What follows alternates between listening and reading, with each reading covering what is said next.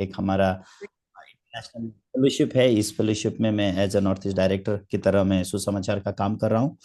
और मैं बहुत धन्यवादित हूँ आज आप सब लोगों से मिलकर। और मैं हिंदी में ही बोलूंगा। हालांकि मैं मराठी बोल सकता हूँ, लेकिन यहाँ पे आधा मराठी बोलने वाले लोग हैं और आधा हिंदी बोलने वाले लोगों को भी मैं देख रहा हूँ। इसके लिए मैं हिंदी में ही बोलूंगा। तो बीच बीच में कुछ कुछ बात मैं मराठी में भी बोलना मुझे बहुत पसंद है हिंदी प्रचार करते करते। तो कभी कभी जब मैं प्रचार के लिए बाहर निकलता हूँ, बेसिक मेरा मदर टंग नेपाली है। और मैंने महाराष्ट्र में आके सबसे पहले मैंने आदिवासी भाषा सीखी, फिर उसके बाद मराठी भाषा सीखा, फिर उसके बाद कोंकणी, फिर उसके बाद मैंने हिंदी सीखा। उसके बाद अभी हालात मेरी ऐसी है कि जो भाषा बोलता हूँ कोई नहीं समझता कि ये इंसान कौन से भाषा का है, क्योंकि सभी भाषाएं मिक्स हो रही है। लेकिन मैं बहुत धन्यवादित हूँ कि भारत में हम ऐसी जगह में रहते हैं जहाँ सभी भाषाएं हम हाँ आसानी से समझ रहे हैं। और साथ मिल के विशेष करके हम परमेश्वर का वचन बांट पा रहे हैं। मैं सच में परमेश्वर को बहुत धन्यवाद देता हूँ। उसके पुत्र यीशु के नाम से हम इकट्ठे हो सकते हैं, एक दूसरे को सुनते हैं, एक दूसरे को आदर करते हैं और एक दूसरे को एक्सेप्ट करते हैं। नहीं तो हम एक दूसरे को देखें, मिलें, बातचीत करें, ऐसा नहीं हो सकता। लेकिन परमेश्वर ने अपने बेटे यीशु को हमारे बीच में भेजा ताकि उस यीशु के नाम से हम इकट्ठे होते हैं और परमेश्वर का वचन सुनते हैं और हम एक दूसरे की गवाही सुन पाते हैं। इसलिए मैं परमेश्वर का धन्यवाद करता हूँ और आप सब लोगों का भी धन्यवाद ऐसे इकट्ठा होने के लिए। तो आज मैं बाइबल पढ़ूंगा रोमियो का पुस्तक 4 अध्याय से। अगर आप लोगों के पास हाथ में बाइबल होगा तो आप लोग रोमियो की पुस्तक उसका 4 अध्याय 1 वचन से मैं पढ़ूंगा। रोमियो की पुस्तक 4 अध्याय 1 वचन से मैं पढ़ूंगा। 1 से लेके 11 तक हम पढ़ने वाले हैं। इसलिए हम क्या कहें, हमारे शारीरिक पिता अब्राहम को क्या प्राप्त हुआ? क्योंकि यदि अब्राहम कामों से धर्मी ठहराया जाता तो उसे घमंड करने की जगह होती, परंतु परमेश्वर के निकट नहीं। पवित्र शास्त्र क्या कहता है कि अब्राहम ने परमेश्वर पर विश्वास किया और ये उसके लिए धार्मिकता गिना गया। काम करने वालों की मजदूरी देना दान नहीं परंतु हक समझा जाता है। परंतु जो काम नहीं करता वरन भक्तिहीन को धर्मी ठहराने वाले पर विश्वास करता है, उसका विश्वास उसके लिए धार्मिकता गिना जाता है। जिसे परमेश्वर बिना कर्मों के धर्मी ठहराता है उसे दाऊद भी धन्य कहता है। धन्य हैं वे जिनके अधर्म क्षमा हुए और जिनके पाप ढांपे गए। धन्य है वो मनुष्य जिसे परमेश्वर पापी न ठहराए। तो यह धन्य वचन क्या खतना वालों ही के लिए है या खतना रहितों के लिए भी है? हम यह कहते हैं अब्राहम के लिए उसका विश्वास धार्मिकता गिना गया। तो वह कैसे गिना गया, खतने की दशा में या बिना खतने की दशा में? खतने की दशा में नहीं परंतु बिना खतने की दशा में। उसने खतने का चिन्ह पाया कि उस विश्वास की धार्मिकता पर छाप हो जाए जो उसने बिना खतने की दशा में रखा था, जिससे वह उन सब का पिता ठहरे जो बिना खतने की दशा में विश्वास करते हैं, ताकि वो भी धर्मी ठहरे। मैंने 11 वचन तक पढ़ा। जब हम रोमियो की पुस्तक 4 अध्याय को देखते हैं, एक्चुअली मैं पूरा अध्याय पढ़ना चाहता था। तो आप लोग भी जब आपके पास समय होगा ये रोमियो का पुस्तक 4 अध्याय का 1 से लेके 25 तक अगर आप पढ़ेंगे तो बहुत बार ऐसा लिखा गया है धर्मी ठहराने वाला विश्वास, धर्मी ठहराने वाले विश्वास के बारे में। मतलब अब्राहम के पास एक ऐसा विश्वास था। ये विश्वास अब्राहम को प्राप्त होने से पहले अब्राहम पापी था, लेकिन जैसे ही अब्राहम ने परमेश्वर के सामने ये विश्वास को प्राप्त किया और उस विश्वास प्राप्त करने के बाद परमेश्वर ने अब्राहम के विश्वास को धार्मिकता ऐसा गिना। इसका मतलब अगर मेरे पास वही विश्वास मुझे मिलेगा जो विश्वास अब्राहम के पास था, तो जैसे परमेश्वर ने अब्राहम के विश्वास को धार्मिकता गिना, वैसे ही परमेश्वर मेरे विश्वास को भी धार्मिकता गिनेगा। और जो विश्वास अब्राहम ने प्राप्त किया और उस विश्वास के कारण अब्राहम आशीषित हुआ, तो मैं भी अब्राहम की तरह ही आशीषित हो सकता हूं। तो जैसे आप सभी लोग जानते हैं कि हम सब आदाम के द्वारा पाप में जन्मे और हम में से परमेश्वर के साथ नाता रख के जीने वाले कोई लोग नहीं थे। लेकिन परमेश्वर सच्ची में हम इंसानों को विश्वास सिखाना चाहते थे इसके लिए परमेश्वर एक व्यक्ति को रोल मॉडल की तरह इस्तेमाल करना चाहते हैं, विश्वास का जन, या दूसरे शब्दों में कहा जाए तो विश्वास के पिता। अगर आप हमारे देश में जो कॉइन चलते हैं, एक कॉइन को अगर आप देखोगे तो कॉइन हमेशा दो भाग में दिखाई देगा, एक तरफ कुछ और लिखा होगा और दूसरी तरफ कुछ और लिखा होगा। ये दोनों साइड के कॉइन को मिला के हम जिसको पहचानते हैं उसको हम रुपया कहते हैं, ठीक है। अगर आप नोट देखते हैं, नोट को, तो नोट अगर एक साइड और दूसरे साइड में अगर आप नोट देखते हैं तो एक तरफ नोट के एक अलग चित्र दिखाई देगा और दूसरी तरफ नोट के अलग चित्र दिखाई देगा, लेकिन ये दोनों भी चित्र ये एक ही नोट के हैं। उसी रीति से आप अब्राहम के बारे में जब सुनते हैं, आप एक साइड का चित्र देखते हो, एक साइड का चित्र, लेकिन अगर आप दूसरे साइड का चित्र देखेंगे तो आप हैरान होना शुरू हो जाएंगे, और अब्राहम भी ऐसा था बोल के। तो जब हम अब्राहम के बारे में सुनते हैं या अब्राहम के विश्वास के बारे में सोचते हैं, तो हम किसके बारे में याद करते हैं? कैसे परमेश्वर ने अब्राहम को कहा कि तुम्हारे बेटे को बलि दे दो, और वो अब्राहम बलि चढ़ाने के लिए जा रहा है। और अब्राहम जब बलि चढ़ाने के लिए जा रहा है परमेश्वर को, तो परमेश्वर अब्राहम को रोकते हैं, अरे अब्राहम तुम रुको, वो बालक को बलि मत दो। तो उस समय में जब हम देखते हैं, वाह, अब्राहम के पास कितना महान विश्वास है। तो कुछ कुछ जगह ऐसा भी प्रचार किया जाता है, क्षमा चाहता हूं ऐसा बोलने के लिए, लेकिन कुछ कुछ पास्टर लोग ऐसा प्रचार करते हैं कि देखो परमेश्वर ने अब्राहम से उसका एकलौता बेटा भी मांग लिया, क्या अगर परमेश्वर ऐसी चीज हमसे मांगेगा तो क्या हम परमेश्वर को दे पाएंगे क्या? ऐसे बोल के बहुत सारे लोग दुख भी जाहिर करते हैं। उसका मेन कारण क्या है? लेकिन अब्राहम रो नहीं रहा था जब परमेश्वर ने अब्राहम को इसहाक मांगा। वो दिन अब्राहम रो नहीं रहा था, अब्राहम बहुत खुशी से, शांति से इसहाक को लेकर जाते हुए दिखाई देता है। और रास्ते पे इसहाक अब्राहम को पूछता है, पिताजी हम होम बलि के लिए लकड़ियां तो लेके जा रहे हैं, लेकिन होम बलि किधर है? बलि के लिए पशु किधर है? बकरी किधर है बलिदान के लिए? तो अब्राहम आसानी से अब्राहम अपने बेटे इसहाक के साथ बात करता है, होम बलि का उपाय परमेश्वर खुद कर देंगे, ऐसा बोल के अब्राहम बोलता है और कंटिन्यू आगे जाता है। और आराम से परमेश्वर के लिए वेदी बनाता है, इसहाक को रखता है, और उसके बाद वो सीधा तलवार उठा रहा है, उसका मन बिल्कुल नहीं हिलता।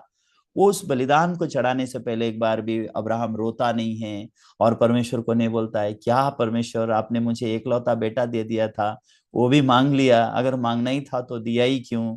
अगर मांग इस तरीके से क्यों परमेश्वर आप मांग रहे हो? ऐसा करके अब्राहम के मन में कोई पीड़ा नहीं है, कोई पछतावा नहीं है, परमेश्वर को दोष लगाने का मन नहीं है। अब्राहम का मन बहुत साफ दिखाई देता है। कहाँ पे? जहां हम अब्राहम को बलिदान करते हुए देख रहे हैं कि कैसे वो बलिदान के रास्ते पे चल रहा है। लेकिन अगर वही अब्राहम को आप उत्पत्ति के 17 अध्याय में देखोगे, तो वो अब्राहम को अगर उत्पत्ति के 17 अध्याय में देखोगे, जब इसहाक के जन्म की बात करने के लिए जब परमेश्वर गए थे, जब परमेश्वर इसहाक से अब्राहम से मिलने गए, इसहाक के जन्म का बात लेकर के परमेश्वर अब्राहम को कह रहे थे कि अब्राहम, अब से तुम अपनी पत्नी को तुम इस प्रकार से पुकारना, अगले साल जब मैं आऊंगा ऐसा ऐसा होगा, सारा के हाथ में बच्चा होगा। ये बहुत सारी बातें परमेश्वर बोल रहे हैं। ऐसे समय में आप अब्राहम को देख सकते हो, अब्राहम हंसता है परमेश्वर पर। परमेश्वर पर हंसने वाला अब्राहम, क्यों परमेश्वर अब्राहम पर हंस रहा है? जो परमेश्वर ने कहा कि सारा को परमेश्वर संतान देंगे, वो बात सुन के अब्राहम हंसता हुआ दिखाई देता है। उसके बाद 18 अध्याय में अगर आप देखोगे तो वहां पे सारा परमेश्वर के वचन को सुन के, जब परमेश्वर बोल रहे हैं वहां पे कि अगले साल जब मैं आऊंगा सारा के हाथ में बच्चा होगा, ये बातें सुनने के बाद सारा हंस रही है तंबू के पीछे। उत्पत्ति के 17 अध्याय में अब्राहम हंस रहा है, उत्पत्ति के 18 अध्याय में सारा हंस रही है। और उसके थोड़ा पीछे अगर जाएंगे तो उत्पत्ति का 16 अध्याय में देखेंगे तो अब्राहम और सारा अपने मन में निश्चित है कि हमको कोई संतान होने वाला नहीं है, हमको कोई संतान होने वाला नहीं है, वो लोग निश्चित है अपने मन में। और सारा अच्छा से फेलोशिप देती है अब्राहम को, स्वामी आप सुन रहे हो? हाँ मैं सुन रहा हूँ। देखो परमेश्वर ने तो मुझे कोई बालक नहीं दिया, एक काम करो, वो मेरी दासी है ना हजीरा, उसको उसको शादी कर लो, उसको अपनी पत्नी बना लो और उसके द्वारा संतान को उत्पन्न करो। तो ऐसा लगता है कि अब्राहम सोच रहा हो, क्या ढूंढता है काणे आंख, ऐसे करके तुरंत अब्राहम अपनी पत्नी सारा की बात सुनता है और हजीरा को अपनी पत्नी बना लेता है और इश्माइल को पैदा करता है। ये अब्राहम को, अगर दूसरा अब्राहम एक कॉइन देखोगे तो ऐसा विश्वास है अब्राहम के अंदर कि ऐसा उसके मन में ऐसा मन का दुनिया है कि वो बोलता है कि परमेश्वर के ऊपर भरोसा करके इसने निराशा में भी आशा रखा था। अब्राहम के पास एक समय ऐसा विश्वास दिखता है कि अब्राहम धूली से परमेश्वर अब्राहम ऐसा विश्वास रखता है कि धूली से परमेश्वर इंसान बनाने वाला परमेश्वर, ऐसे परमेश्वर पर विश्वास करता है। लेकिन एक समय अब्राहम एक ऐसा अब्राहम है जो परमेश्वर के वचन पे हंसता है और अपनी पत्नी की बात सुनता है, परमेश्वर का वचन अपने मन में नहीं रखता। ऐसे दो रूप आपको किसके दिखाई देंगे? अब्राहम के दिखाई देंगे। तब आप क्या जानेंगे पता है?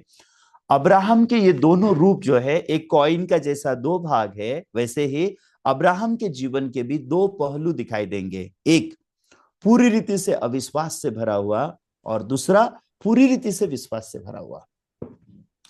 एक ऐसा आदमी जो परमेश्वर पर शक करके और उस पर हंसता है, और एक ऐसा आदमी जिसको निश्चित है कि परमेश्वर का वचन कभी पूरा नहीं होगा।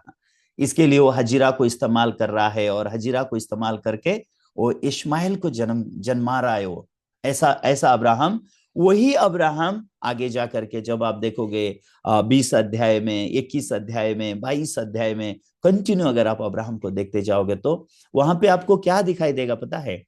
ये जो अब्राहम है ना, ये खुद होकर के ऐसे विश्वास का जन नहीं बना है। ये जो अब्राहम है, इस अब्राहम के साथ परमेश्वर ने उसके अविश्वास से लड़ाई की है और परमेश्वर ने उसके सोच को तोड़ा है, उसके अविश्वास को तोड़ा है। और एक दिन इस अब्राहम के मन में परमेश्वर ने परमेश्वर के प्रति विश्वास का दुनिया स्थापित कर दिया। इसलिए अब्राहम के पास कर्मों का घमंड तो छोड़ दो, अब्राहम के पास जो विश्वास था उस विश्वास को लेके भी वो घमंड नहीं कर सकता। और अब्राहम ये नहीं बोल सकता मैंने विश्वास किया बोल के बोल नहीं सकता है। तो अब्राहम क्या बोलेगा? भाइयों, मैं तो परमेश्वर के वचन पे हंसने वाला था। भाइयों, मैं तो मेरी बीवी की बात सुनता था, परमेश्वर की बात नहीं सुनता था। हालांकि परमेश्वर ने मुझे बोला था मैं तुझे संतान दूंगा, लेकिन मैंने परमेश्वर पे विश्वास नहीं किया। लेकिन जब मेरी पत्नी ने कहा हजीरा को अपनी पत्नी बना लो, तुरंत मैंने मेरी पत्नी की बात मानी और मैंने परमेश्वर के वचन पे हंसा। मैं परमेश्वर की वचन का ठट्ठा करने वाला, ये मेरा रूप है। वो भी कितने साल के बाद? अब्राहम को जब परमेश्वर ने बुलाया उस समय अब्राहम 75 साल का था। परमेश्वर ने अब्राहम को जब बुलाया उस समय अब्राहम 75 साल का था। 75 साल की उम्र से परमेश्वर ने अब्राहम को चलाना शुरू किया और 24 साल बीत चुके थे। उत्पत्ति के 17 अध्याय में, 12 अध्याय से लेके 17 अध्याय, ये जो चैप्टर है, ये चैप्टर में अगर आप देखोगे तो कितने साल बीत चुके हैं? 24 साल बीत चुके हैं। जब हम पढ़ते हैं तो ऐसा लगता है कि हम 5-10 मिनट के अंदर उतना भाग हम पढ़ के खत्म करते हैं, लेकिन वो 5-10 मिनट की घटना नहीं है। वो कितने साल की घटना है? वो 24 साल की घटना है। तो अब्राहम परमेश्वर का वचन सुनकर, अब्राहम परमेश्वर जो इधर कनान देश जाने के लिए बोल रहे हैं उधर जाकर, अब्राहम जो परमेश्वर के साथ जिंदगी जी रहा है, वो 24 साल का जिंदगी खत्म करने के बाद भी अब्राहम एक ऐसा आदमी है जो परमेश्वर के वचन पे हंस रहा है और परमेश्वर के वचन पे शक कर रहा है, परमेश्वर के वचन पे हंसता है। ये अब्राहम का रूप परमेश्वर हमको एक तरफ दिखा रहे।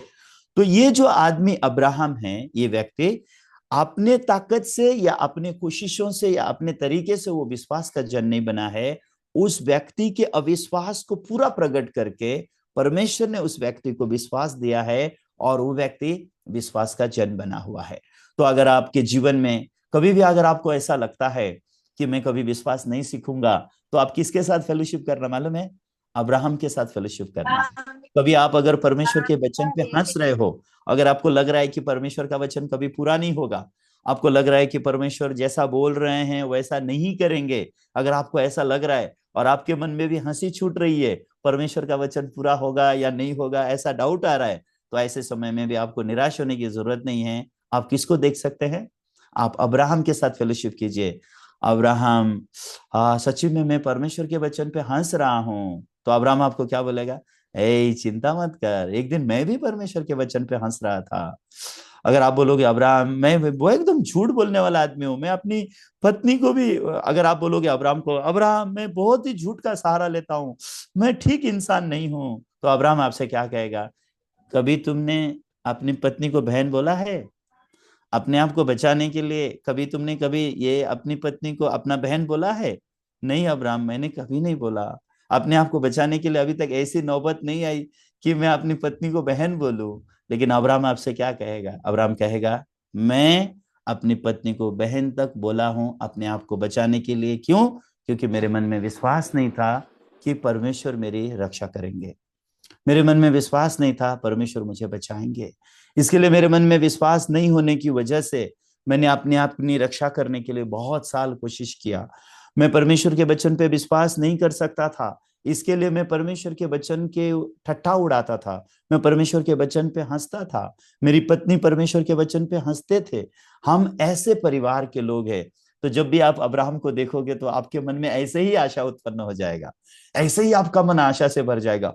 अच्छा जी, अब्राहम जैसे व्यक्ति को अगर परमेश्वर विश्वास का जन बना सकते हैं तो फिर मुझे क्यों नहीं बनाएंगे? तो लंबे समय पहले जब मैं विश्वास नहीं सीख पा रहा था अच्छा से, और मैं आत्मिक जीवन ठीक रीति से जी नहीं पा रहा था, तो मुझे हमेशा ऐसा लगता था कि मैं शायद बुलाए हुए में से हूँ, चुने हुए में से नहीं हूँ। मुझे ऐसे लगता था शायद मैं कभी विश्वास नहीं सीख पाऊंगा, क्योंकि सच्ची में मेरे मन में इतना अविश्वास रहता था। मैं कभी ये भी विश्वास नहीं कर सकता था कि परमेश्वर मुझे 2 वक्त का रोटी देंगे, परमेश्वर मुझे खाने के लिए देंगे, मैं इतना भी भरोसा नहीं कर सकता था। इसके लिए मेरे साथ में जो लोग रहते थे, मेरे मन में हमेशा ऐसा रहता था, अरे तुम्हारे पास इतना खाना है, थोड़ा मुझे दे दो ना, थोड़ा सा खाना मुझे दोगे तो तुम्हारा कुछ बिगड़ जाएगा क्या? थोड़े से तुम्हारे कपड़े मुझे दे दोगे तो तुम्हारा कुछ बिगड़ जाएगा क्या? मन की गहराई में ऐसा हुआ करता था। लेकिन बाहरी रूप से तो ऐसे दिखाता था जैसे कि मैं परमेश्वर पे विश्वास करता हूँ, बाहरी रूप से तुम्हें ऐसे दिखाता था जैसे कि मेरे पास विश्वास है। लेकिन जब मैं अपने मन को टटोलता था, सच्चे में मेरे मन में ऐसा विश्वास नहीं था कि ईश्वर मुझे रोटी देगा। हालांकि मैं उस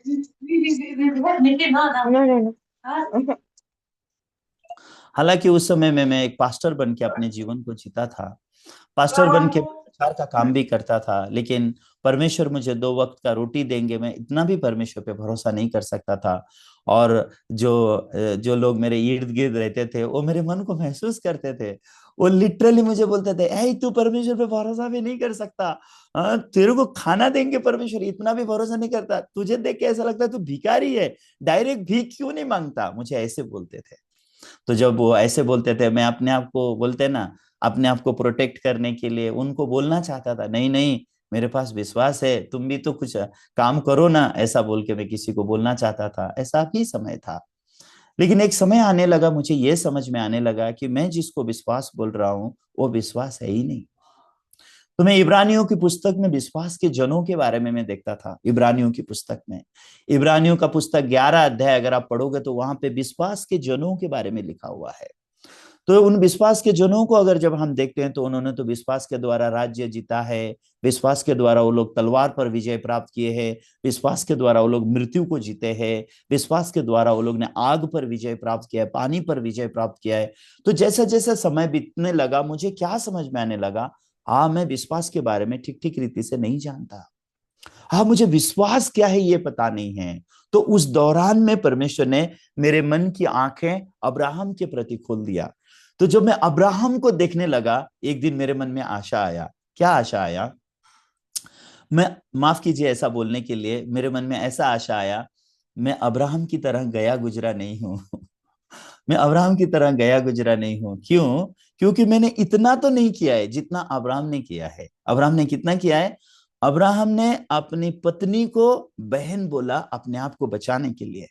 मैंने आज तक इतना तो मैंने नहीं किया है कि मैं अपने आप को बचाने के लिए मैंने अपनी पत्नी को बहन बोला हो, ऐसा तो मैंने आज तक नहीं किया। तो मेरे मन में अब्राहम का अविश्वास देख के मेरे मन में आशा निर्माण हो गया। अगर अब्राहम जैसा व्यक्ति भी आगे जाके विश्वास का जन बन सकता है, तो परमेश्वर क्यों नहीं मुझे विश्वास का जन बनाएंगे? जैसे परमेश्वर ने अब्राहम को विश्वास का जन बनाया, वैसे ही परमेश्वर मुझे भी एक दिन विश्वास का जन बना देंगे, ऐसा आशा मेरे मन में निर्माण हुआ। तो जब हम इस संसार में जिंदगी जीते हैं, ये संसार में भी बहुत सारे लोग कंफ्यूजन को हटाना चाहते हैं, क्योंकि ये संसार में भी बहुत कंफ्यूजन है ना, है क्या नहीं? तो ये संसार में भी बहुत सारे कंफ्यूजन होते हैं। ये संसार में कपड़ों को लेकर के, कपड़े के माप को लेके कंफ्यूजन होता है, जब हम चीजें खरीदते उनको लेके कंफ्यूजन होता है। तो वैसे ही हमको विश्वास के मामले में भी बहुत बार कंफ्यूजन हो जाता है। तो हम बोलते हैं मेरे पास सही विश्वास है या नहीं, तेरे पास सही विश्वास है या नहीं, किसका विश्वास सही बोलूं, उसका विश्वास सही बोलूं, उसका विश्वास सही बोलूं, मेरा विश्वास सही बोलूं। तो अगर कुछ काम नहीं चलेगा, खुद का नाम विश्वास रख लूं क्या? तो अभी मैं क्या करूं, मुझे समझ में नहीं आता। ऐसे कई बार हमारे पास उलझने होती है। तो इस पृथ्वी की जो उलझने हैं, उदाहरण के लिए अगर आप भारत देश में 1 किलो अगर शक्कर खरीदते हैं, 1 किलो शक्कर खरीदते हैं, उस 1 किलो शक्कर को अगर आप नेपाल में लेके जाओ, तो वो 1 किलो शक्कर नेपाल में भी क्या है, वहां पे भी 1 ही किलो गिनते हैं। अगर वही 1 किलो शक्कर को अगर आप दुबई लेके जाओ, तो वहां पे भी आपको, अगर आप वहां पे वजन कराएंगे तो वो लोग कितना बताएंगे, 1 किलो है बोल के बताएंगे। उसी 1 किलो शक्कर को आप नेपाल ले जाओ, वो भी 1 किलो बोलते हैं, भारत में रखो वो भी 1 किलो बताएंगे आपको। जहां कहीं भी वो 1 किलो शक्कर लेके आप घूमोगे, जितने भी देशों में, हर देश के लोग आपको क्या बोलेंगे पता है, ये 1 किलो है, ये 1 किलो है, ये 1 किलो है। अगर आप अपने देश में से 1 फुट या एक एक फुट जो है ना, 1 फुट कपड़ा ले लो या 5 फुट कपड़ा ले लो, वो 5 फुट कपड़ा लेकर के आप पूरी दुनिया घूमते बैठो और उनको बताओ कि ये कपड़ा कितना है, मैं जानना चाहता हूं, कोई भी मापेगा, बोलेगा 5 फुट है। ये देश में मापोगे 5 फुट है, वो भी देश में मापोगे 5 फुट है, कोई भी देश में मापोगे क्या होएगा, 5 फुट 5 फुट 5 फुट ही आएगा। क्यों? क्योंकि वो मेजरमेंट ही ऐसा है। वो वजन जो है, भारत देश में जितना 1 किलो है, दूसरे देश में भी 1 किलो ही उतना है, ऐसा क्यों है? लेकिन करेंसी के मामले में अगर आप, करेंसी का मामला डिफरेंस है। भारत से अगर आप 100 रुपए लेके जाओगे, नेपाल जैसे प्रवेश करोगे, उसको अगर आप नेपाल की करेंसी में आप बदल दोगे तो क्या हो जाएगा, 1 रुपया, एक एक 160 रुपया हो जाएगा। लेकिन अगर आप अपना देश का 100 रुपए, भारत देश का 100 रुपए लेके दुबई लेके जाओगे, दुबई के करेंसी में अलग हो जाएगा। हर देश की करेंसी में डिफरेंट डिफरेंस हो जाएगा। आप जानते हैं क्यों?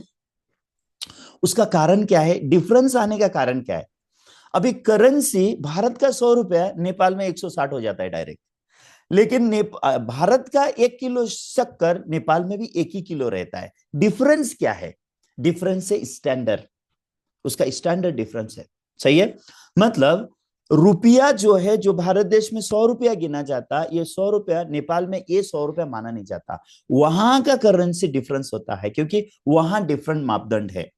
लेकिन जो 1 किलो होता है, 1 फुट होता है, ये चीजें जो है वो डिफरेंट नहीं है, वो हर जगह सेम है। इसके लिए अगर आप भारत देश से 1 किलो शक्कर लेके जाओगे, वो किधर भी, कौन से भी देश में आप वजन कराओगे, आपको एक ही बोलेंगे, क्या है, 1 किलो है। ठीक है? तो फिर आप अपने विश्वास की तुलना कहां करोगे? बाइबल में लिखा है, अपने आप को परखो, विश्वास में हो या नहीं। कैसे परखोगे आप? किसके साथ परखोगे? किसके साथ अपने विश्वास की तुलना करोगे, ताकि आपको समझ में आ जाए कि आपके पास जो विश्वास है वो सही विश्वास है। आपको कैसे समझ में आएगा? आपको कैसे समझ में आएगा कि मैं जिस विश्वास को रखा हूं एक करेक्ट विश्वास है? आपको कैसे समझ में आएगा? ये बहुत ही चैलेंजिंग बातें हैं, बहुत ही, बोलते हैं ना, हमने अपने आप को परखने की बातें हैं। तो बाइबल में लिखा है कि अपने आप को परखो, तुम लोग विश्वास में हो या नहीं हो। अभी कैसे परखूं खुद को? परखूं किधर? अभी मुझे 1 किलो शक्कर परखना है तो मुझे मशीन चाहिए। सही है ना? 1 किलो शक्कर अगर मुझे परखना है तो मुझे मशीन चाहिए। अगर मुझे मेरे नोट को परखना है, तो नोट का अगर मुझे दूसरे कंट्री में जाके चेंज करना, मुझे मापदंड तो पता होना चाहिए ना। अगर मापदंड ही नहीं है मेरे पास, तो हर एक अपना अपना मापदंड बना लेंगे, हर एक जन अपना अपना मापदंड बनाएंगे। तो आप बोलोगे इतना शक्कर 1 किलो है, दूसरा बोलेगा इतना शक्कर 1 किलो है, तीसरा बोलेगा इतना शक्कर 1 किलो है, चौथा बोलेगा इतना शक्कर 1 किलो है। तो आप तो जिसको आपको किलो बनाना है, आप उसको किलो बना दोगे और आप आपस में लड़ते ही रह जाओगे। और आप बोलोगे नहीं, मुझे लगता है मेरा किलो सही है, आप बोलोगे नहीं उसका किलो सही है, फिर उसके बाद आप बोलोगे नहीं मुझे लगता है उसका किलो सही है, फिर उसके बाद आप बोलोगे नहीं उसका किलो सही है। तो बाद में क्या बोलोगे पता है आप? ठीक है, तेरे को तेरा किलो मुबारक, मेरे को मेरा किलो मुबारक। तो मैं अपने आप का 1 किलो बनाता हूं, तू तेरा अपना 1 किलो बना ले। विश्वास के मामले में भी ऐसा ही है। तो विश्वास के मामले में हर एक आदमी अगर ये बोलेगा मेरा विश्वास सही है, हर एक आदमी बोलेगा मेरा मापदंड सही है, तो हर एक आदमी के पास अपना अपना सब कुछ अलग होगा। तो इसके लिए हमको क्या करने की जरूरत है? हमने परमेश्वर के वचन में लौट के आने की जरूरत है। फॉर एग्जाम्पल, हम इस संसार में भी जब हम जीते हैं ना, इस संसार में जीते समय कायदे और कानून होते हैं ना। कायदा कानून, फॉर एग्जाम्पल आपको सिग्नल दिया गया है। सिग्नल देते समय, सिग्नल जब बनाया गया इस तरीके से बनाया गया, रेड लाइट आएगा तब तुम लोग रुको, ग्रीन लाइट आएगा तब तुम लोग चलो, येलो लाइट आएगा तब तुम सावधान हो जाओ। ये बहुत ही सिंपल मेथड है, ठीक है। ये एक स्टैंडर्ड बनाया गया है। ऐसा भी बनाया जा सकता था, ग्रीन लाइट में तुम रुको और रेड लाइट में तुम चलो और तुम येलो लाइट में स्लो हो जाओ। ऐसा भी स्टैंडर्ड बनाया जा सकता था। लेकिन जब स्टैंडर्ड बनाया गया ह्यूमन साइकोलॉजी के अनुसार, लोगों ने कैसे स्टैंडर्ड को बनाया?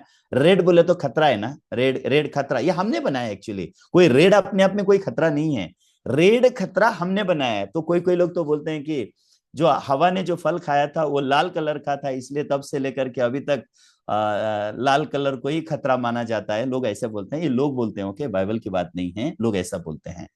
तो हवा ने फल खाया, वो फल का वो जब चित्र भी बनाते हैं तो लाल ही बनाते हैं। किसको पता था अच्छे और बुरे का ज्ञान का पेड़ का जो फल था वो लाल था, काला था, हरा था, किसी को भी पता नहीं है। लेकिन जस्ट क्योंकि उसका कलर तो बाइबल में लिखा हुआ ही नहीं है, तो जब भी लोग खतरा खतरा के बारे में सोचते हैं तो लाल लाल लाल बोला तो उनको खतरा खतरा खतरा, वो लोग ऐसा इमेजिन करना चाहते हैं। इसके लिए जब सिग्नल भी बनाया गया तो कैसे बनाया गया? रेड सिग्नल, रुको, खतरे की सिग्नल, खतरे की घंटी, रुको, ग्रीन चलो, येलो सावधान हो जाओ, ठीक है।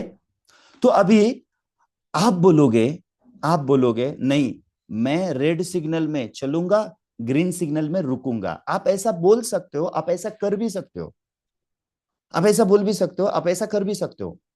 तो सरकार आपको क्या बोलेगी? गवर्नमेंट आपको क्या बोलेगा? पुलिस आपको क्या बोलेगी? बाकी के पब्लिक आपको क्या बोलेगी?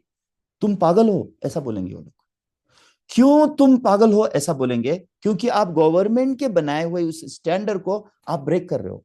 गवर्नमेंट ने आपसे कहा है कि रेड में आप रुको, ग्रीन में आप जाओ, और जो येलो आएगा, पीला आएगा, उस समय में आप क्या करो? उस समय में आप सावधान हो जाओ, अपनी गाड़ी को स्लो करो।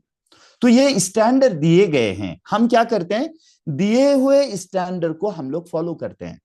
जब हमें बचपन से, जब हम गाड़ी चलाना शुरू किए, तब से हमें क्या सिखाया गया? आरटीओ भी वही सिखाता है, किताबें भी वही सिखाती है, हमें गाड़ी चलाने वाले दूसरे लोग भी वही बात सिखाते हैं। क्यों? क्योंकि वो स्टैंडर्ड बनाया गया है। थोड़ा आप सोचो, अगर उस स्टैंडर्ड को उल्टा बनाया होता, ग्रीन में तुम रुक जाओ और रेड में तुम चल लेना, अगर ऐसा बनाया होता शुरू से तो बनाने वालों ने, हम ऐसे ही आज भी फॉलो कर रहे होते थे। सही है ना? उसी रीति से आत्मिक जीवन में एक है बाइबल का स्टैंडर्ड रखने वाले लोग, एक है बाइबल का स्टैंडर्ड रखने वाले लोग, और एक प्रकार के लोग हैं जो बाइबल का स्टैंडर्ड नहीं रखते हैं। ऐसा नहीं कि वो बाइबल नहीं मानना चाहते हैं, या ऐसा नहीं कि वो लोग बाइबल हाथ में नहीं लेते हैं, या ऐसा नहीं है कि वो लोग बाइबल को ऐसा ऐसा अच्छा से ऐसा ऐसा नहीं करते हैं, ऐसा नहीं करते हैं, ऐसा नहीं है। वो बाइबल को हाथ में ही रखते हैं, बाइबल को लेके ही चर्च में जाते हैं, या बाइबल को लेके ही अपनी जिंदगी को जीते हैं। लेकिन बाइबल में जो लिखा हुआ है उसको एज इट इज अपने लाइफ का स्टैंडर्ड नहीं बनाते, अपने जीवन का स्टैंडर्ड जैसा है वैसा नहीं बनाते। तो कई बार क्या बोलते हैं, कभी कभी मैं जब लोगों से बातचीत करता हूं तो वो लोग क्या बोलते हैं? पास्टर जी, बाइबल में ऐसा लिखा है बोल के हर एक बात मानना जरूरी है क्या? वो लोग ऐसा ही बोलते हैं। पास्टर जी, ऐसा लिखा है वैसा ही हमने विश्वास करना जरूरी है क्या? ऐसे कैसे आप बोल सकते हो? हमारा भी तो वजूद है, हमारी भी तो बातें हैं। तो मैं आप लोग को एक आखिरी उदाहरण देना चाहता हूं। एक बार बहुत सारे क्रिश्चियन लीडर लोगों ने बड़ा मीटिंग किया। वो मीटिंग में एक विवाद था, उसको सुलझाना चाहते थे। वो विवाद क्या था? रोमियो उसका 3 अध्याय का 23 और 24 वचन ये विवाद का कारण था। तो आइए हम एक बार रोमियो उसका 3 अध्याय खोलेंगे। रोमियो के 3 के 23 और 24 वचन को हम पढ़ के इस विवाद के बारे में बोल के मैं कंक्लूजन करूंगा। यहाँ पे ऐसे लिखा है रोमियो के 3 के 23 में, इसीलिए कि सबने पाप किया है और परमेश्वर की महिमा से रहित है। और 24 में ऐसे लिखा है, परंतु उसके अनुग्रह से उस छुटकारे के द्वारा जो मसीह यीशु में है सेंतमेंट धर्मी ठहराए जाते हैं। ठीक है। तो अगर आप रोमियो 3 के 23 को पढ़ते हैं तो क्या लिखा है? सबने पाप किया है, और सब परमेश्वर की महिमा से रहित थे। ये 23 में स्पष्ट लिखा है। और 24 में लिखा है परंतु, मतलब उसका opposite word, but means opposite, okay. परंतु अपोजिट वर्ड बोलता है, परंतु परमेश्वर के अनुग्रह से मसीह यीशु में जो छुटकारा है, उस छुटकारे के द्वारा सेंत मेंत धर्मी ठहराए जाते हैं। तो अभी सारे क्रिश्चियन लीडर लोगों के पास ये प्रश्न था, क्या करें, क्या करें? हम कलीसिया को क्या सिखाएं? हम लोगों को क्या सिखाएं? हम लोगों को रोमियो 3:23 सिखाएं या हम लोगों को रोमियो 3:24 सिखाएं? अभी सवाल यह होता है, रोमियो 3:23 में लिखा है सबने पाप किया, सब परमेश्वर की महिमा से रहित है। यहां सारे पापी है, सबके सब, क्योंकि सबने पाप किया है, वो परमेश्वर का वचन है। सबने पाप किया है, इसलिए वो लोग परमेश्वर की महिमा से रहित है। वो पापी है, इसलिए वो स्वर्ग में नहीं जा सकते। क्यों? क्योंकि स्वर्ग में तो पवित्र लोग जाएंगे, स्वर्ग में तो धर्मी लोग जाएंगे।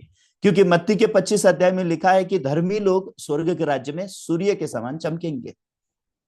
तो अभी सवाल ये है, लोगों के पास ये सवाल है, रोमियो का 3:23 स्पष्ट सिखाता है कि सबने पाप किया, सब परमेश्वर की महिमा से रहित हुए।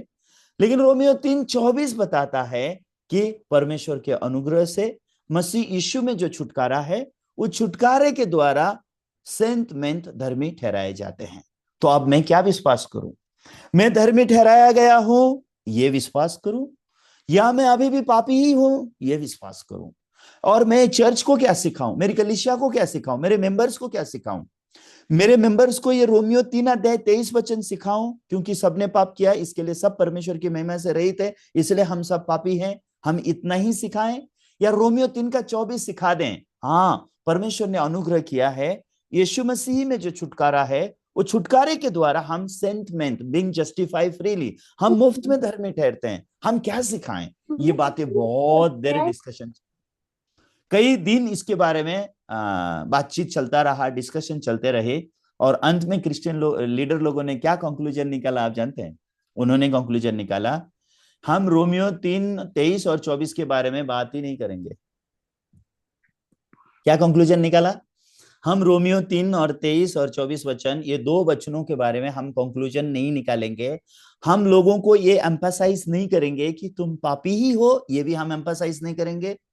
तुमने पाप किया, तुम परमेश्वर की महिमा से रहित हो गए, ये भी हम एम्फासाइज नहीं करेंगे, ये घोषणा नहीं करेंगे। और ना ही हम लोगों को ये घोषणा करेंगे कि परमेश्वर ने अनुग्रह किया है, यीशु मसीह में छुटकारा हुआ है और तुम बिना मूल्य धर्मी ठहराए गए हो, ये भी हम घोषणा नहीं करेंगे।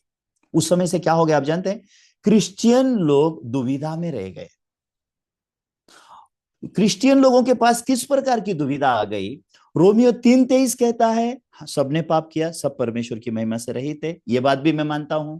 क्यों मानता हूं? क्योंकि मैं अपने आप को पाप करते हुए देखता हूं, मैं अपने आप को झूठ बोलते हुए भी देखता हूं, मैं अपने आप को झगड़ा करते हुए भी देखता हूं, मैं अपने आप को लालच करते हुए भी देखता हूं। एक तरफ में ऐसा भी दिखाई दे रहा है, और दूसरी तरफ जब मैं देखता हूं, परमेश्वर ने तो मुझ पर अनुग्रह किया ही है, परमेश्वर ने तो मुझे अनुग्रह किया है, मसीह ने तो मेरे लिए क्रूस पर बलिदान किया ही है, मसीह तो मेरे लिए बलिदान हुआ है, परमेश्वर ने मेरे ऊपर अनुग्रह भी किया है, परमेश्वर ने मेरे लिए मसीह को बलिदान भी किया है, और उसने मुझे मुफ्त में धर्मी भी ठहराया है। तो मैं क्या मानूं? तो लोग कैसे बन गए पता है आपको? मैं पापी भी हूं, मैं धर्मी भी हूं। कैसे बन गए? मैं पापी भी हूं, मैं धर्मी भी हूं। पापी, धर्मी, धर्मी, पापी। सुबह उठा, पापी हूं, इसलिए क्या प्रार्थना करूंगा? हे देवा मुझ पापियावर दया कर, हे परमेश्वर मुझ पापी पे दया कर। फिर थोड़ी देर के बाद क्या प्रचार करूंगा? परमेश्वर ने हम पर अनुग्रह किया है, यीशु मेरे लिए बलिदान हुआ है, उसके लहू से हमारे पाप धुल गए हैं, इसके लिए हम स्वर्ग में जाएंगे। थोड़ी देर पहले पापी हूं, थोड़ी देर बाद धर्मी हूं, फिर थोड़ी देर बाद फिर से पापी बन जा रहा हूं, फिर से बाद मैं धर्मी बन जा रहा हूं। ये कंफ्यूजन लोगों के मन से गया नहीं। ये कंफ्यूजन में कई कई सालों साल लोगों का हृदय दबाया गया इस कंफ्यूजन के द्वारा। क्यों? क्योंकि एक सटीक लाइन नहीं दिया गया। क्यों? क्योंकि लोगों के पास विश्वास का जो स्टैंडर्ड है वही है ही नहीं। अगर आप विश्वास के स्टैंडर्ड के बिना अगर विश्वास की बातें करने जाएंगे, आप नहीं कर पाएंगे। आप जानते हैं, आपने अभी मैं आपसे बोलूं ये 1 किलो है, मैं बोल सकता हूं, लेकिन आपको कैसे कंफर्म होगा कि ये 1 किलो है? आप में से कोई बताना चाहेगा क्या? मैं आपको ये बोल सकता हूं कि ये 1 किलो है बोल के, लेकिन क्या आप ऐसे ही मान लोगे? पास्टर ने बोला है बोल के 1 किलो है, तो आप मान जाओगे क्या मेरी बात? ये 1 किलो है बोल के मान जाओगे? नहीं मान सकते ना, आप मानना चाह के भी नहीं मान सकते। तो आपके नहीं मानने वाले कंफ्यूजन को कैसे दूर करूं मैं? कैसा, क्या तरीका है वो कंफ्यूजन को दूर करने के लिए? आप में से कोई बताना चाहेगा? मैं बोल रहा हूं ये 1 किलो है, लेकिन आपके भले आप बोलोगे हाँ पास्टर उदयराज ने बोला है, हाँ वो पास्टर हैं, थोड़ी ना झूठ बोलोगे, ऐसा आप मुंह से बोलोगे, लेकिन आप तो दुविधा में रहोगे ना, कैसे मैं कंफर्म करूं कि ये 1 किलो है भी या नहीं है? कैसे मैं कंफर्म करूं? आप उठाओगे, देखोगे ऐसा ऐसा करके, आप कैसे कंफर्म करेंगे एग्जैक्टली 1 किलो है या नहीं? कैसे कंफर्म करूं? How should I confirm my faith? मैं मेरे विश्वास को कहां से कंफर्म करूं? मैं, मेरे पास जो विश्वास है वो विश्वास सही है, ये कंफर्म कहां से करूं? किस तरीके से मैं अपने विश्वास को कंफर्म कर सकता हूं? ये 1 किलो है, कैसे कंफर्म करेंगे? कोई बोलना चाहेगा? आज माइक सबका खुला है, कोई भी माइक खोल के बात कर सकते हैं। वजन करके, वजन करके। और कोई बोलना चाहेगा? वजन करके। वजन करके। और कोई बोलना चाहेगा? वजन करके, वेट मशीन से। वो भी आप लोग का जो, आप लोग जो उत्तर दे रहे हैं वो उत्तर थोड़ा सा अस्पष्ट है, उत्तर आपका स्पष्ट होना चाहिए। ओके, कैसा होना चाहिए? एक एक किलो को, 1 किलो का वजन लगा के 1 किलो। ऐसा उत्तर होना चाहिए। एक मैं तराजू लेके आऊंगा, तराजू ऐसा रखूंगा, इधर 1 किलो का जो वजन ऑलरेडी होता है, जिसमें 1 किलो लिखा होता है,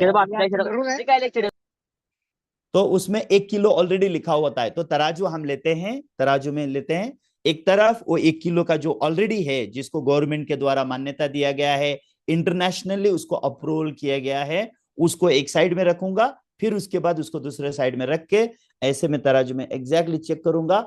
अगर बीच में एग्जैक्टली तराजू अगर मुझे बता रहा है, तराजू मुझे विश्वास देता है कि ये 1 किलो है, मैं विश्वास नहीं कर सकता। विश्वास मुझसे होता ही नहीं है, विश्वास होता ही नहीं है।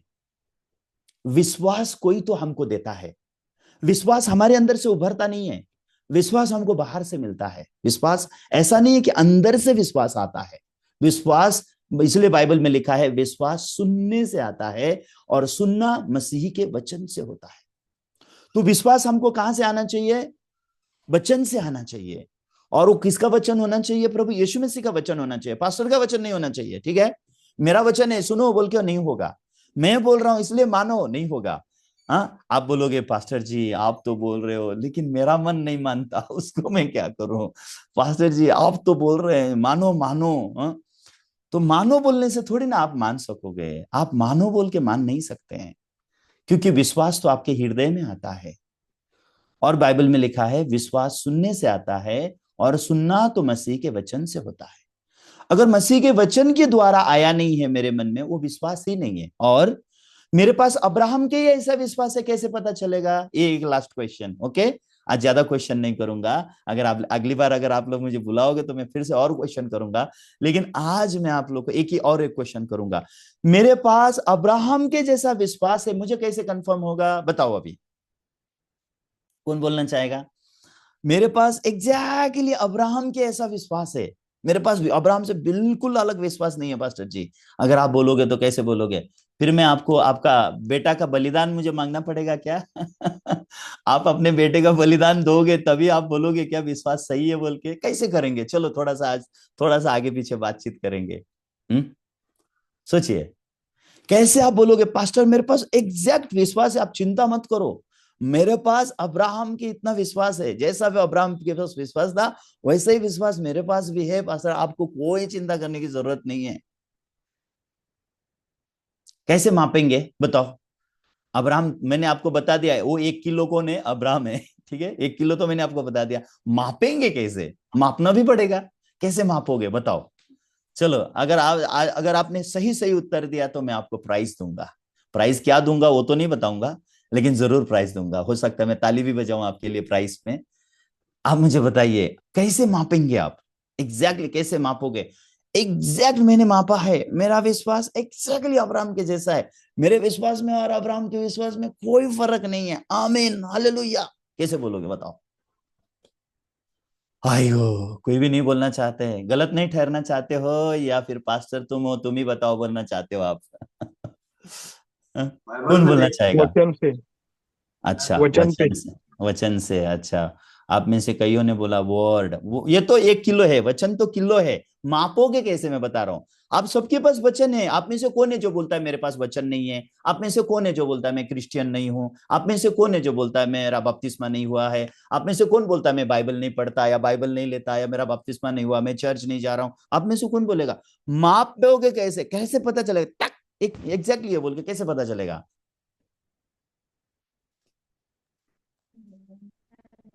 मेरे पास अब्राहम का विश्वास है, कैसे बोलोगे? I have faith of Abraham.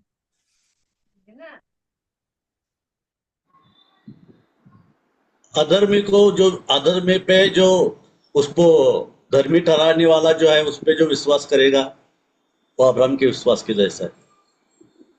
अभी भी आपका उत्तर सटीक नहीं है। लाइन में तो आ रहे हैं, लाइन में तो आ रहे हैं आप, लेकिन अभी भी उत्तर तो सेटिस्फाइड करने वाला उत्तर नहीं है, सटीक उत्तर नहीं है। कौन बोलना चाहेगा? तानाजी आवले, आप बोलना चाहेंगे? बहुत लंबे समय से दूर दूर दिखाई दे रहे हैं आप, बहुत दूर बैठे हैं। थोड़ा नजदीक आके उत्तर देंगे तो अच्छा होगा।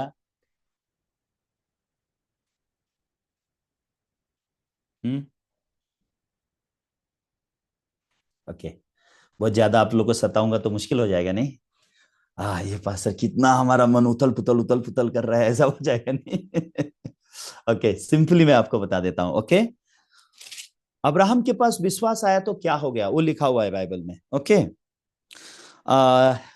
रोमियो का 4 का 3। ओके, रोमियो का 4 का 3।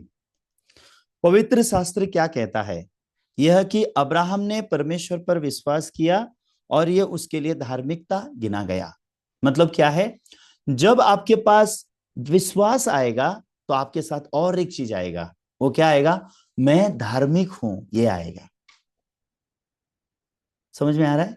अगर आपके पास सटीक विश्वास आया है, सटीक विश्वास, जो विश्वास परमेश्वर आपको देना चाहता है, जो विश्वास परमेश्वर ने अब्राहम को दिया, वो विश्वास के साथ क्या मिलेगा आपको?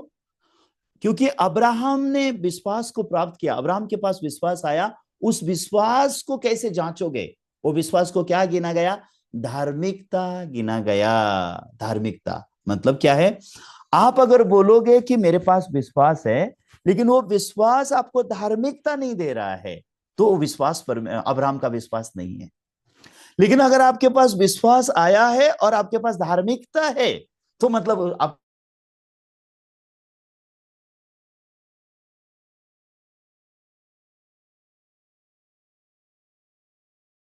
आपका आवाज नहीं आ रहा है पास्टर सर, आपका आवाज नहीं आ रहा है।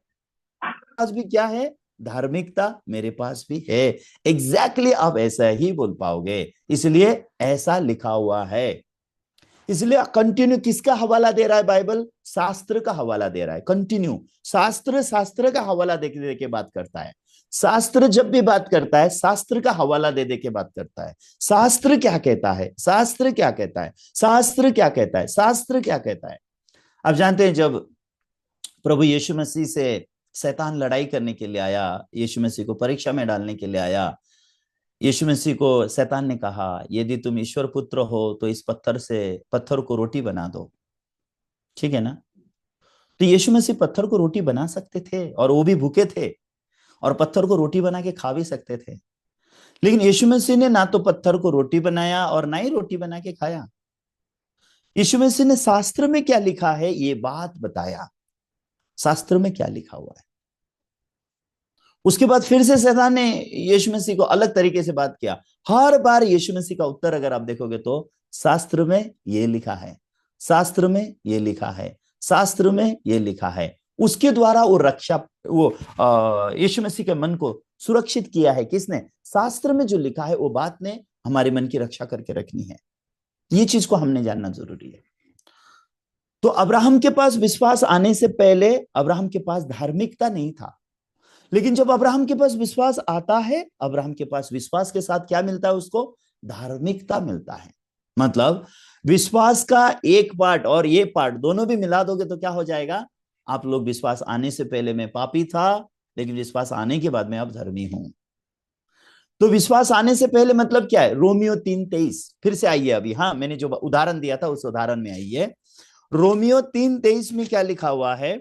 इसीलिए कि सबने पाप किया और परमेश्वर की महिमा से रहित है। ये कौन सा आदमी है? ये वो आदमी है जो पाप में जन्मा, ये वो आदमी है जिसने पाप किया, ये वो आदमी है जो परमेश्वर की महिमा से रहित है, मतलब आदम की संतान है। हम मां के गर्भ से ही पाप में जन्मे, हम सब ने पाप किया और हम सब परमेश्वर की महिमा से रहित हैं। यह हमारा एक पार्ट। अभी दूसरा पार्ट क्या है? दूसरा पार्ट वचन 24 है। तो दूसरा पार्ट वचन 24 हमको क्या बोलता है? मैं जो पाप किया, मैं जो परमेश्वर की महिमा से रहित हूं, मैं जो ये पापी इंसान हूं, ये पापी इंसान के ऊपर परमेश्वर ने अनुग्रह किया। क्यों? अगर ये पापी पे परमेश्वर अनुग्रह नहीं करेगा तो ये पापी कहां चला जाएगा? अनंत काल के नरक में चला जाएगा। ये पापी को बचने के लिए कोई दूसरा रास्ता नहीं है। इसलिए परमेश्वर ने इस पापी को धर्मी ठहराने के लिए, इस पापी को परमेश्वर स्वर्ग देने के लिए, क्योंकि स्वर्ग धर्मियों को दिया जाता है, पापियों को नहीं। लेकिन हम सब तो पाप में जन्मे हैं, हम सब ने तो पाप किया है। फिर एक पापी धर्मी कैसे ठहरेगा? अभी यहां ये सवाल है। तो एक पापी कैसे धर्मी ठहरता है? वो यहाँ पे वचन 24 में लिखा है, इसलिए कि परंतु उसके अनुग्रह से उस छुटकारे के द्वारा जो मसीह यीशु में है सेंत मेंत धर्मी ठहराए जाते हैं। यहाँ पे देखिए, हाँ, पापी के ऊपर क्या किया? परमेश्वर ने अनुग्रह किया। परमेश्वर ने पापी के ऊपर अनुग्रह किया और परमेश्वर ने क्या किया? अनुग्रह किया और यीशु मसीह ने छुटकारा दिया। मतलब परमेश्वर ने पापी के ऊपर अनुग्रह किया, यीशु मसीह ने पापी के लिए छुटकारे का काम किया और वो पापी क्या बन गया? मुफ्त में धर्मी बन गया। सही है? तो एक मुफ्त में धर्मी बना। कौन? पापी मुफ्त में धर्मी बना। तो रोमियो 3:23 में कौन है? सिर्फ मैं हूं, वहां अनुग्रह नहीं है। रोमियो 3:23 में अनुग्रह नहीं है। रोमियो 3:23 में यीशु का बलिदान नहीं है। रोमियो के 3:23 में धर्मी नहीं है। रोमियो के 3:23 में कौन है? सिर्फ मैं हूं, मैं। अगर आप परमेश्वर के अनुग्रह से कनेक्ट नहीं होते हैं, अगर आप यीशु के बलिदान से कनेक्ट नहीं होते हैं, अगर आप सटीक विश्वास को प्राप्त नहीं करते हैं, तब तक आप क्या रह जाएंगे? आप पापी के पापी ही रहेंगे। आप पापी के पापी ही रहेंगे। लेकिन रोमियो के 3:23 में अपने आप को एग्जैक्टली डिस्कवर करके, हाँ, एक पापी के ऊपर परमेश्वर के अनुग्रह को जान के, और उस पापी के लिए यीशु ने जो बलिदान दिया, जो छुटकारा यीशु मसीह ने दिया, वो छुटकारे को ठीक रीति से जान के मुफ्त में परमेश्वर ने पापी को क्या बना दिया? धार्मिक बना दिया। तो रोमियो 3:24 में कौन है? परमेश्वर है जो अनुग्रह देता है, यीशु है जिसने छुटकारा दिया है, और परमेश्वर है जो धार्मिकता देता है, धार्मिक ठहराता है। तो इस बात को जानने के लिए अभी आपको कहां जाना होगा? रोमियो का 4 अध्याय का 5 वचन जानना होगा। तो रोमियो के 4:5 में क्या लिखा है? परंतु जो काम नहीं करता, मतलब ये किसके बारे में लिखा है? एक अधर्मी पापी के बारे में लिखा है। लिखा है, परंतु जो काम नहीं करता वरन भक्तिहीन के धर्मी ठहराने वाले पर विश्वास करता है, उसका विश्वास उसके लिए धार्मिकता गिना जाता है। तो यहाँ पे उसका विश्वास धार्मिकता गिना जाता है। तो अभी किस पे विश्वास करने के बारे में बात बताया है? किस पे विश्वास करना है? एक भक्तिहीन पर विश्वास करना है, या एक भक्तिहीन को धर्मी ठहराने वाले पर विश्वास करना है? एक पापी पर विश्वास करना है, या पापी को धर्मी ठहराने वाले ईश्वर पर विश्वास करना है? तो रोमियो के 3:24 में पापियों को धर्मी ठहराने वाला ईश्वर है। तो रोमियो के 3:24 में उस अब्राहम ने, जिस अब्राहम ने परमेश्वर पर विश्वास करने के बाद धार्मिकता प्राप्त किया था, वो ही परमेश्वर, अब्राहम का परमेश्वर, जिस परमेश्वर पर अब्राहम ने विश्वास किया और अब्राहम को धार्मिकता मिला, वही अब्राहम के परमेश्वर पर अगर आप विश्वास करो, कौन सा परमेश्वर? जो अधर्मी को धर्मी ठहराता है। तो लिखा है रोमियो के 4:5 में क्या लिखा है? परंतु जो काम नहीं करता वरन भक्तिहीन के धर्मी ठहराने वाले पर विश्वास करता है, उसका विश्वास उसके लिए धार्मिकता गिना जाता है। मतलब क्या है भक्तिहीन? मतलब आप जानते हैं कौन है भक्तिहीन? भक्तिहीन मतलब जिस इंसान के अंदर भक्ति का कण नहीं है। हम इंसान जो आदम के बीच से पाप में जन्मे हैं, हमारे अंदर भक्ति का कण नहीं है। हालांकि हम बाहरी रूप से देखने के लिए हम अपने आप को भक्तिमान मान सकते हैं, लेकिन बाइबल हमको भक्तिहीन बोलता है। भक्तिहीन, भक्ति का कण नहीं है हम में, भक्तिहीन हम लोग हैं। हम जो भक्तिहीन लोग हैं, इन भक्तिहीन लोगों को धर्मी ठहराने के लिए परमेश्वर ने यीशु मसीह को बलिदान किया, और यीशु मसीह के बलिदान के द्वारा परमेश्वर ने उसको धार्मिक ठहराया, यीशु मसीह के बलिदान के द्वारा। तो जब हम उस परमेश्वर पर विश्वास करते हैं, कौन सा परमेश्वर? जो परमेश्वर भक्तिहीन को धर्मी ठहराता है, धर्मी ठहराने वाले परमेश्वर पर जब हम विश्वास करते हैं, हमारे विश्वास को भी अब्राहम की तरह धार्मिकता गिना जाता है, अब्राहम की तरह। तो इसलिए रोमियो के 4 के 7 और 8 वचन में भी क्या लिखा है? धन्य है वो जिनके अधर्म क्षमा हुए और जिनके पाप ढांपे गए। धन्य है वो मनुष्य जिसे परमेश्वर पापी ना ठहराए। तो यहाँ पे किसको परमेश्वर धन्य बोल रहा है? जिस इंसान को यह समझ में आया है मेरे पाप क्षमा हो गए हैं। पाप कैसे क्षमा हो गए? यीशु मसीह के बलिदान से मेरे पाप क्षमा हुए। और जिस इंसान को समझ में आ गया कि परमेश्वर ने मेरे पाप ढांपे हैं, और उसके बाद धन्य है वो मनुष्य जिसे परमेश्वर पापी ना ठहराए। आप थोड़ा सोचो, परमेश्वर किसको पापी नहीं ठहरा रहा है? किसको परमेश्वर पापी नहीं ठहराता? आप जानते हैं, जो धर्मी ठहराने वाले परमेश्वर पर विश्वास करता है, वो विश्वास करने वाले व्यक्ति को परमेश्वर पापी नहीं ठहराता। जो भक्तिहीन को धर्मी ठहराने वाले परमेश्वर पर जो विश्वास करता है, वो विश्वास करने वाले व्यक्ति को परमेश्वर पापी नहीं ठहराता। आप जानते हैं इंसान अपने आप को क्यों पापी ठहराता है? क्यों इंसान अपने आप को पापी ठहराता है? क्योंकि इंसान वो धर्मी ठहराने वाले परमेश्वर पर विश्वास नहीं कर पा रहा है, इसके लिए वो खुद को पापी ठहरा रहा है। लेकिन जिस दिन एक इंसान उसको धर्मी ठहराने वाले परमेश्वर पर विश्वास करता है, उसके विश्वास को परमेश्वर धार्मिकता गिनते हैं। और उसके बारे में रोमियो के 4 के 8 में लिखा है, धन्य है वो मनुष्य जिसे परमेश्वर पापी नहीं ठहराता। आपने कभी ऐसे मनुष्य के बारे में सोचा है क्या जिसको परमेश्वर पापी नहीं ठहराता? उसको पापी ठहराना चाहिए, लेकिन परमेश्वर पापी नहीं ठहरा रहा है। क्यों पापी नहीं ठहरा रहा है पता है आपको? क्योंकि इस पापी ने धर्मी ठहराने वाले परमेश्वर पर विश्वास कर लिया, इसलिए उसके विश्वास को धार्मिकता गिना गया, इसलिए अब परमेश्वर इसको पापी नहीं ठहरा सकते। और इस बात को और क्लियर करने के लिए अब्राहम के विश्वास के साथ साथ परमेश्वर ने बहुत सारी बातें यहाँ जोड़ी है। वो है रोमियो का 4 अध्याय का 25 वचन। यहाँ पे रोमियो अब्राहम के विश्वास को सिखाते समय यहाँ पे बहुत सारी बातें हैं अब्राहम के जीवन के बारे में सिखाते हुए। और आखिरी वचन जो परमेश्वर ने लिखा है 25 वचन, रोमियो का 4 का 25 लिखा है, वह हमारे अपराधों के लिए पकड़वाया गया और हमारे धर्मी ठहराने के लिए जिलाया गया। तो अभी यहाँ पे सवाल ये है, प्रभु यीशु मसीह हमारा पाप अपने देह पर लेके वो क्रूस पर मारे गए, प्रभु को गाड़ा गया, प्रभु तीसरे दिन जी उठा, और प्रभु जी उठने के बाद आपको मिलने के लिए आए हैं। प्रभु आपको मिलकर क्या बोलेंगे? लिखा है वो जी उठा हमको धर्मी ठहराने के लिए। तो जो जी उठा हुआ यीशु है वो मुझे पापी नहीं ठहराता। वो जी उठा हुआ यीशु क्या करता है? वो गवाही देता है। तो जी उठा हुआ यीशु हमको क्या समझाता है? मैंने तुम्हारा पाप अपने देह पर लिया और मैं तुम्हारी जगह क्रूस पर बलिदान हुआ, पाप की सजा मौत मैंने खत्म कर दी, मैंने अपने लहू से तुम्हारे पाप धो दिए, और मैं जी उठा हूं ताकि मैं तुमको धर्मी घोषित करूं। तो ये प्रभु यीशु मसीह जिसने हमको धर्मी घोषित किया है, उस प्रभु यीशु मसीह पर विश्वास के द्वारा सेम अब्राहम भी ऐसे विश्वास का जन बन सका। ऐसे अब्राहम का विश्वास के साथ साथ क्या जोड़ा गया? धार्मिकता जोड़ा गया। अब्राहम के विश्वास के साथ में क्या जोड़ा गया? धार्मिकता जोड़ा गया।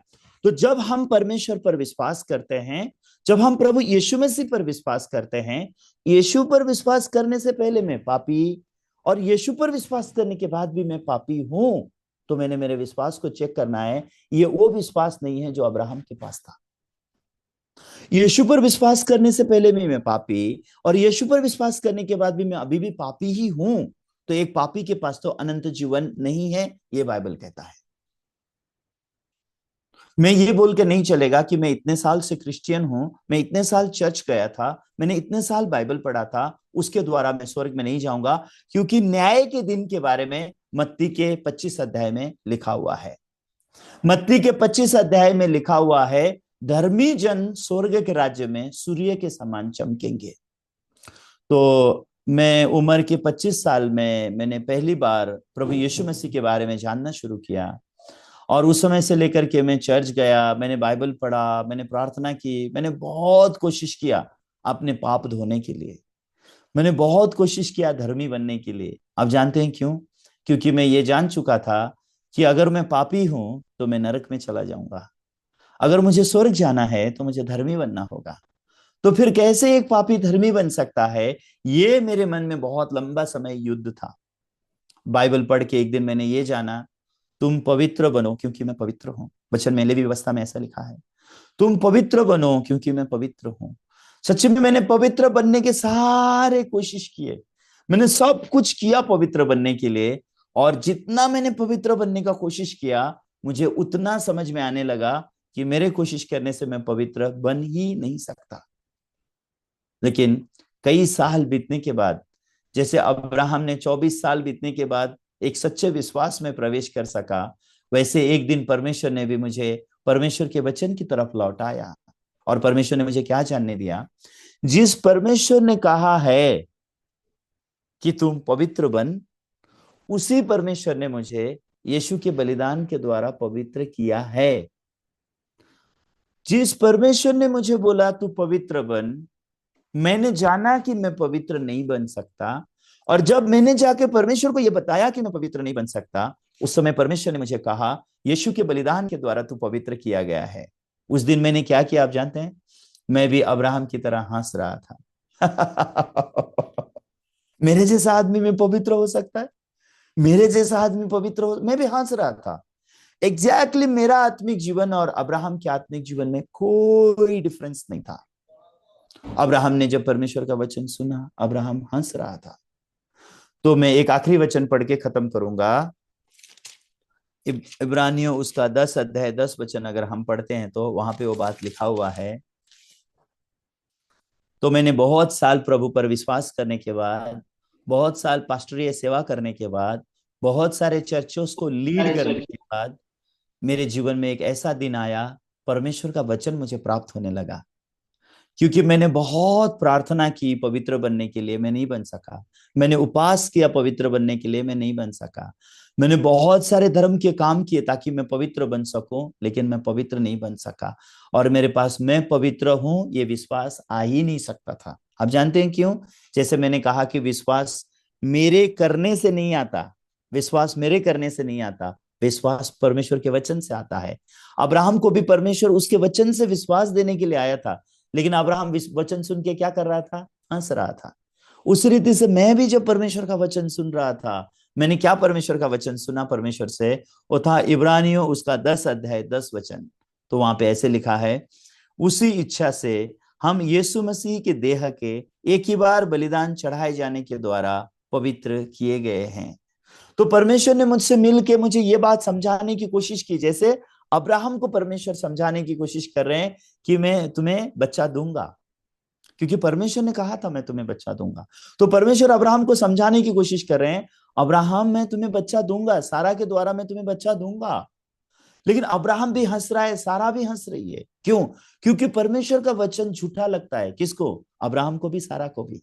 इसलिए वो वचन सुन नहीं पा रहे हैं दिल से, वो वचन उनके दिल में प्रवेश नहीं कर पा रहा है। उसी रीति से जब परमेश्वर के आगे मैंने कई साल रोया, उपवास किया, प्रार्थना किया। आप जानते हैं मैंने क्यों उपवास और प्रार्थना की? मैं परमेश्वर में पवित्र बनना चाहता हूँ। परमेश्वर मुझे भी स्वर्ग जाना है, स्वर्ग पवित्र जगह है, परमेश्वर पवित्र है। अगर मैं पापी का पापी रह जाऊंगा, मैं स्वर्ग में नहीं जा पाऊंगा। परमेश्वर मैं आपसे प्रार्थना करता हूँ, मुझे आप मदद करो। परमेश्वर मेरे पाप धो दो, परमेश्वर मुझे पवित्र कर दो। मैंने जितना भी कोशिश किया, अल्टीमेटली मैं क्या समझ सका आप जानते हैं? मैं कितना भी पवित्र बनने की कोशिश करूं, मैं अपने आप से पवित्र नहीं बन सकता। लेकिन उस दौरान परमेश्वर ने मुझे क्या जानने दिया? इब्रानियों की पुस्तक 10 अध्याय का 10 वचन में लिखा है, उसी इच्छा से हम यीशु मसीह के देह के एक बार बलिदान चढ़ाए जाने के द्वारा पवित्र किए गए हैं। लेकिन जब मैंने परमेश्वर का वचन सुना, मैं उस परमेश्वर के वचन पर हंस रहा था। हे मेरे जैसा आदमी भी पवित्र हो सकता है? मैं पवित्र नहीं हो सकता? लेकिन परमेश्वर कह रहे हैं नहीं, मैंने यीशु को तेरे लिए बलिदान करके मैंने तुझे पवित्र किया, यीशु के बलिदान के कारण तू पवित्र है। लेकिन परमेश्वर मुझे यीशु का देह का बलिदान सिखा रहे थे, क्रूस की कथा सिखा रहे थे। क्रूस पर बलिदान हुए यीशु को तू देख, यीशु जो तेरे लिए क्रूस पर बलिदान हुआ है, उस बलिदान से मैंने तुझे पवित्र किया है। लेकिन मैं कंटिन्यू किसको देख रहा था? मैं खुद के देह को देख रहा था। और मैं कंटिन्यू क्या कह रहा था? नहीं परमेश्वर, मैं पवित्र नहीं हूं। नहीं परमेश्वर, मैं तो पापी ही हूं। मैं परमेश्वर, मुझ पापी पे दया कर, मैं तो पापी हूं। हे परमेश्वर, मैं पापी हूं। और मैं हंसने लग गया परमेश्वर के वचन पे, एक पास्टर होके मैं हंस रहा था। जैसे अब्राहम परमेश्वर के वचन पे हंस रहा था, मैं एक दिन इब्रानियों की पुस्तक 10 अध्याय 10 वचन पे हंस रहा था। वो वचन के साथ सहमत नहीं होना चाहता था। मैं नहीं मानना चाहता था कि यीशु के बलिदान के कारण मैं पवित्र किया गया हूं। उस समय में जैसे परमेश्वर ने अब्राहम से लड़ाई की, परमेश्वर ने मुझसे भी लड़ाई की। और जैसे परमेश्वर ने अब्राहम के मन में वचन स्थापित किया, वैसे एक दिन परमेश्वर ने मेरे मन में भी उसका वचन स्थापित कर दिया। और जब परमेश्वर का वचन मेरे हृदय में प्रवेश हुआ, उस दिन मेरे मन में विश्वास आया। आप जानते हैं क्या विश्वास आया? यीशु के बलिदान के कारण मैं धर्मी हूं। रोमियो उसका 3 अध्याय 24 वचन परमेश्वर ने मेरे मन में स्थापित कर दिया। उस अनुग्रह से, परमेश्वर के अनुग्रह से, उस छुटकारे के द्वारा जो मसीह यीशु में है, परमेश्वर ने मुझे सेंत मेंत धर्मी ठहरा दिया है।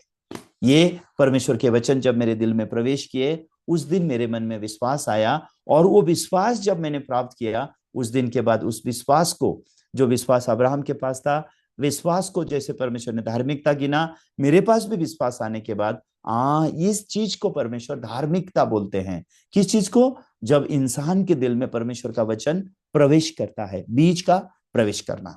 तो अब्राहम के विश्वास के बारे में बोलने के लिए बहुत कुछ है, लेकिन समय बहुत ज्यादा हो गया। मुझे पता नहीं आप कितना देर मैंने कितना देर प्रचार करना चाहिए, मैंने टाइम भी नहीं पूछा है। इसके लिए मैं और ज्यादा समय आपका नहीं लूंगा, क्षमा चाहता हूं। मैंने टाइम भी नहीं पूछा कितना टाइम बात करना चाहिए।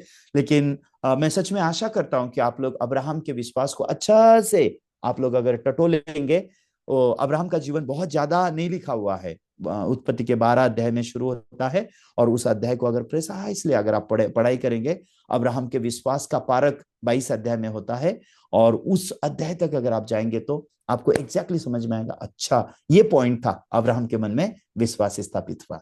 हमारे दिल में भी वो पॉइंट आता है जहां परमेश्वर हमको सटीक विश्वास देते हैं, और वो हमारे द्वारा किया हुआ नहीं है। परमेश्वर के वचन को सुनकर हमारे दिल में जो विश्वास आया है, वो विश्वास को परमेश्वर ने धार्मिकता ऐसा गिना है। जो अब्राहम को दिया गया था, सेम विश्वास परमेश्वर हमें भी दे रहा है। इसलिए गलतियों की पुस्तक में लिखा है, विश्वास करने वाले लोग अब्राहम के साथ आशीष को प्राप्त करेंगे। मैं आशा करता हूं कि आप भी वो विश्वास को प्राप्त करें जो परमेश्वर ने अब्राहम को दिया था। वही विश्वास परमेश्वर आपको भी दे। और जैसे परमेश्वर ने अब्राहम को धार्मिक होने का विश्वास दिया, वैसे आपके दिल में भी वो विश्वास आए। और जैसे अब्राहम आशीषित हुआ, परमेश्वर करे आप सब भी वैसे ही आशीषित हो। ठीक है, मैं इतना ही बोलूंगा। एक बार प्रार्थना करके मैं माइक हैंड ओवर करता हूं। आइए प्रार्थना करेंगे। पिता परमेश्वर, आपको बहुत बहुत धन्यवाद देते हैं प्रभु। थोड़ा समय क्यों ना हो, हमने अब्राहम के विश्वास के बारे में बातचीत किया। प्रभु, अब्राहम बहुत लंबा समय तक आपके वचन पर हंसने वाला व्यक्ति था। बाहरी रूप से ऐसा लगता था कि अब्राहम आपका वचन सुनता है, आपके साथ चलता है। लेकिन जब हम अब्राहम को गहराई से पढ़ाई करते हैं, अब्राहम के जीवन में दो पहलू है। जैसे एक कॉइन के दो भाग होते हैं, जैसे एक नोट के दो भाग होते हैं, वैसे हम अब्राहम के दो भाग को देख सकते हैं। एक भाग है जहां अब्राहम वचन सुन के बहुत इरिटेट होता है। एक भाग है अब्राहम वचन सुन के वचन पे हंसता है।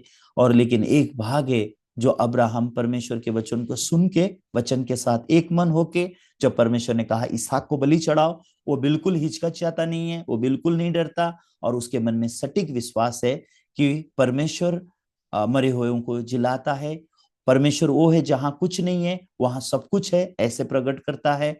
और उस समय में जब हम देखते हैं, अब्राहम के पास ऐसा अद्भुत विश्वास भी हम देख सकते हैं। प्रभु, आप हम सबको चला रहे हो। भले आज हमारा मन का दुनिया उस स्तर में है जहां वचन सुन के इरिटेशन है, वचन सुन के हंसी है, लेकिन परमेश्वर आप हमको ऐसे ही त्यागेंगे नहीं।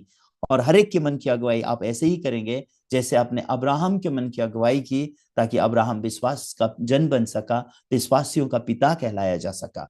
वैसे ही प्रभु आप भी हम सबको अगुवाई कर रहे हैं, आप चला रहे हैं, ताकि हम सब के मन में स्पष्ट वो विश्वास आ सके जो विश्वास को आप धार्मिकता गिनते हो। परमेश्वर हम आपको धन्यवाद देते हैं ये मूल्यवान समय देने के लिए।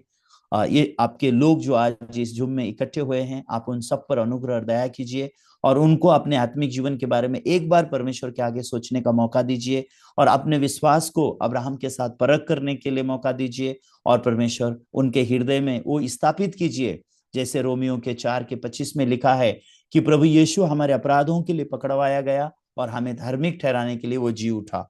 तो जिस दिन हम उस जी उठे यीशु पर विश्वास करते हैं, ऑलरेडी उस यीशु ने हमको धार्मिक ठहरा दिया है, क्योंकि उसने अपने लहू से हमारे पाप धो दिए हैं, और उसने अपने लहू के द्वारा हमें अनंत काल के लिए धार्मिकता दे दी है।